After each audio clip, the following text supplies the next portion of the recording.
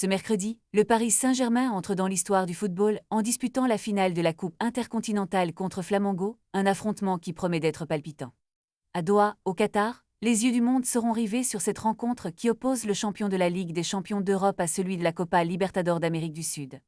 Mais qu'est-ce que la Coupe intercontinentale? Cette compétition, récemment réformée par la FIFA, reprend des éléments de l'ancienne Coupe du monde des clubs, mais avec une nouvelle formule qui a suscité des interrogations. La finale de cette édition se déroulera à 18h, marquant un tournant dans le paysage footballistique.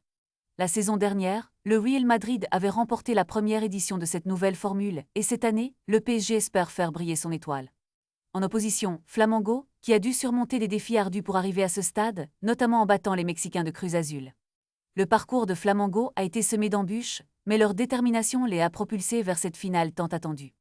Cependant, il est essentiel de souligner que le PSG, en tant que champion d'Europe, a été directement qualifié pour ce match sans avoir à jouer de phase éliminatoire. Une situation qui rappelle les anciennes compétitions où les clubs européens avaient un accès privilégié. La Coupe intercontinentale de la FIFA a donc pour but de revitaliser le format des compétitions internationales, mais beaucoup se questionnent sur cette nouvelle structure. Ce format complexe a pris son envol au mois de septembre, avec des matchs d'éliminatoires qui ont vu des équipes comme Pyramide FC se battre pour une place en demi-finale. La finale de ce mercredi s'annonce comme un véritable choc des titans, et les supporters espèrent voir un spectacle de haut niveau. Alors, qui sortira vainqueur de ce duel entre le PSG et Flamengo? Les paris sont ouverts et l'excitation est à son comble. Dans un monde où le football évolue rapidement, cette rencontre pourrait bien être le début d'une nouvelle ère pour la Coupe intercontinentale.